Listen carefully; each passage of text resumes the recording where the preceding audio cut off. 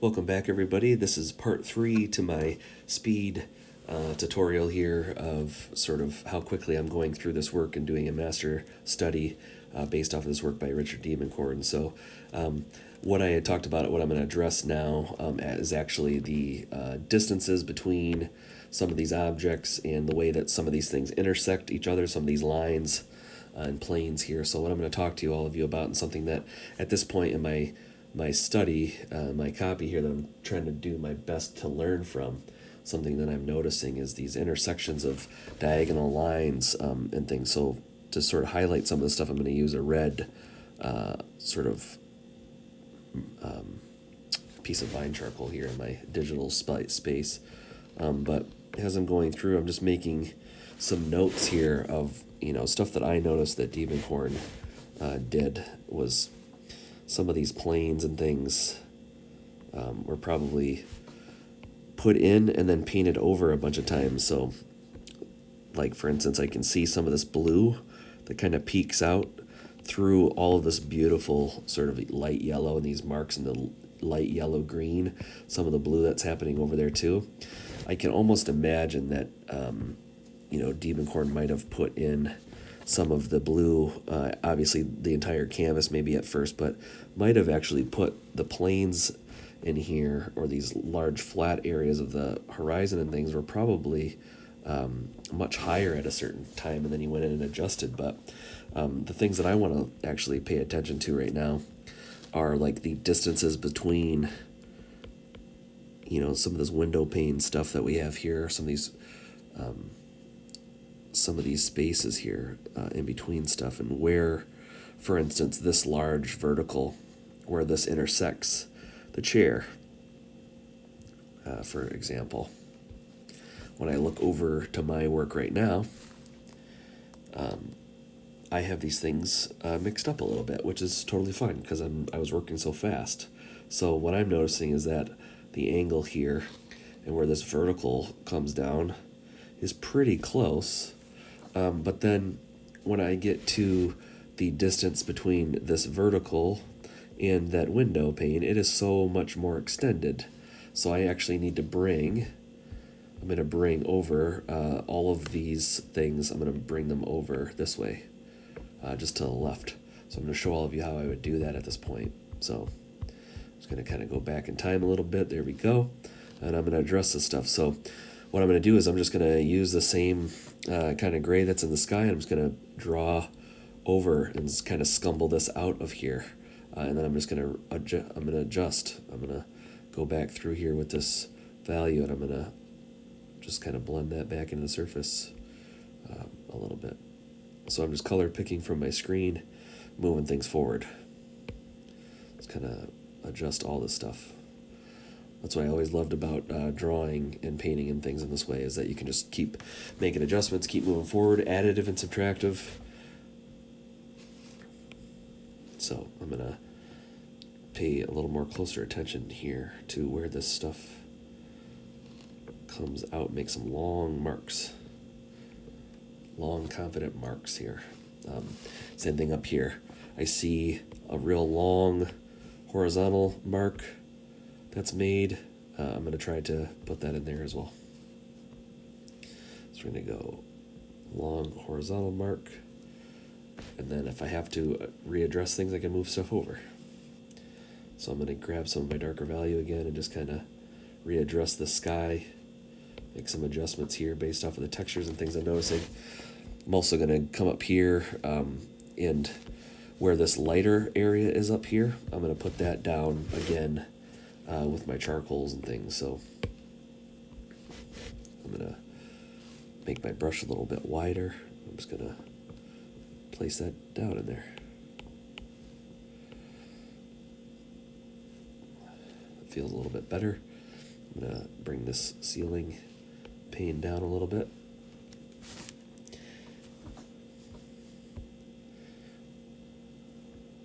Okay, so I'm just going to kind of leave that as is right now. I'm just going to make one more small adjustment, and then I'm going to jump around.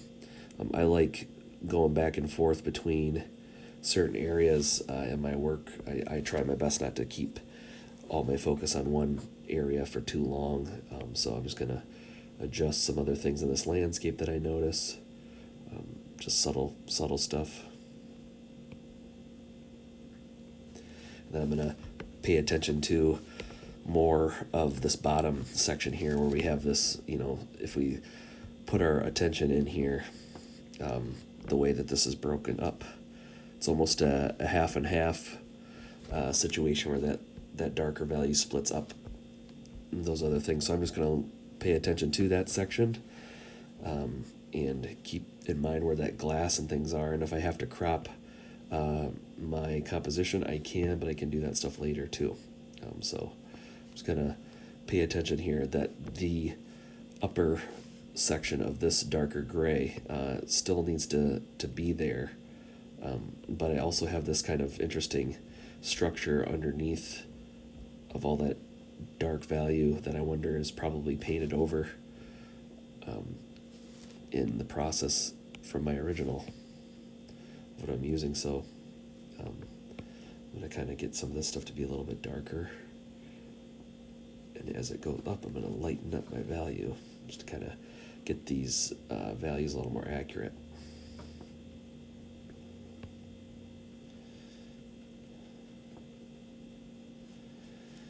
Okay. Noticing that this blue value in the Diebenkorn around the cup actually comes out a little bit more. So we're just making some quick adjustments here. So I'm just kind of blending or pushing down some of these darker areas overall. Sort of those large swooping kind of marks that I talked about. I'm trying to get some of those back in that surface. So what it's looking like to me is I'm actually going to adjust some things in this foreground space as well. So the front side of this table, I see some like green being used, yellow-green in there, that I'm wondering if, Diebenkorn, when he was painting, if he had some of this area and that yellow-green and he brought that down here. Or he had mixed paint and came back maybe another day or was jumping around this work. And I just wish I could see some footage on these folks, stuff that I haven't seen before, be really great. But sometimes with our heroes, we don't necessarily get to take a look at, see how they did things. We just have their work to kind of study from, which is good too. But I always imagine, what that would be like if we could see a lot more footage, some higher quality footage of some of these folks working in the studio or just coming up with drawings and things while they were living their everyday life. How wonderful that would be for some of us young artists working today. Imagine if Da Vinci had a YouTube channel, like what that would look like. I always imagine how cool that would be.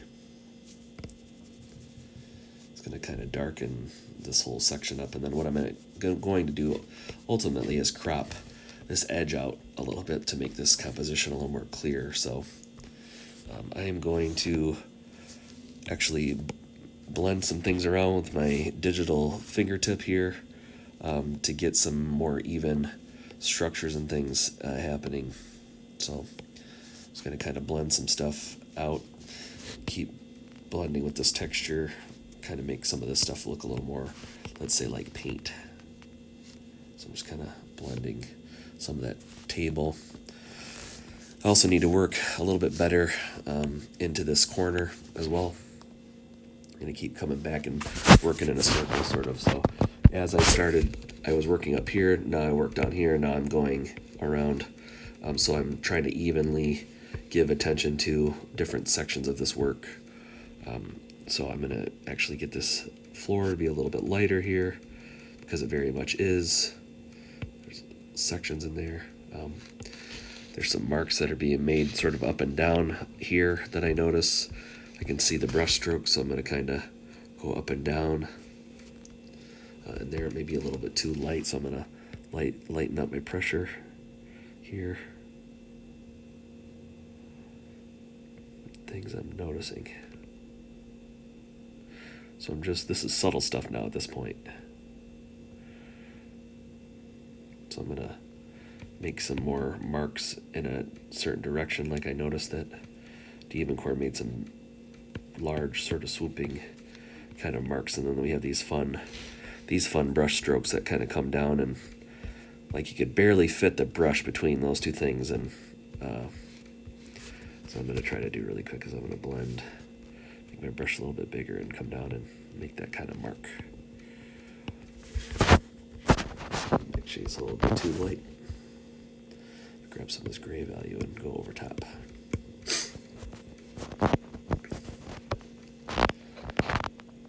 So another moment now I'm going to address is this chair, because this is such a critical part of this work.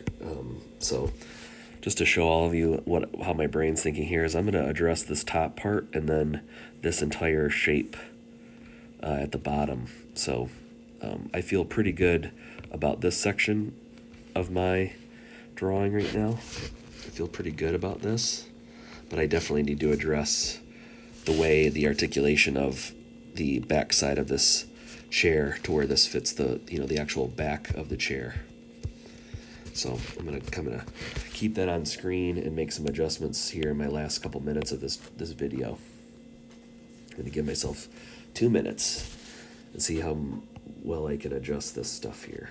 So I get a little bit darker gray, kind of lighten up some of this stuff here. Made this chair a little too wide, I think. So what I'm going to do is grab some of this gray from the background, trim that out a little. And a lot of this stuff is about controlling your positive and negative shapes. So what I'm noticing too, to give all of you an example here, lighten up this, is that this shape here, that's the negative shape of the chair, the armchair and the seat. These are things I'm paying attention to as well, those shapes. Because ultimately, those shapes make the actual background of that chair.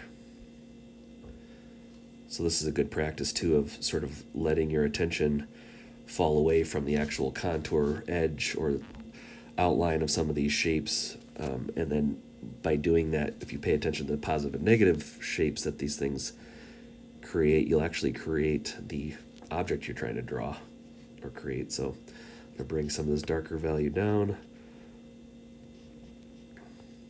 Get this a little more kind of scribble in here, get some more texture. I'm going to bring in some of this lighter gray as well. I'm just going to try to lighten up this chair a little bit. Some of this gray. I'm just using really, really light pressure right now on my Apple pencil here. Kind of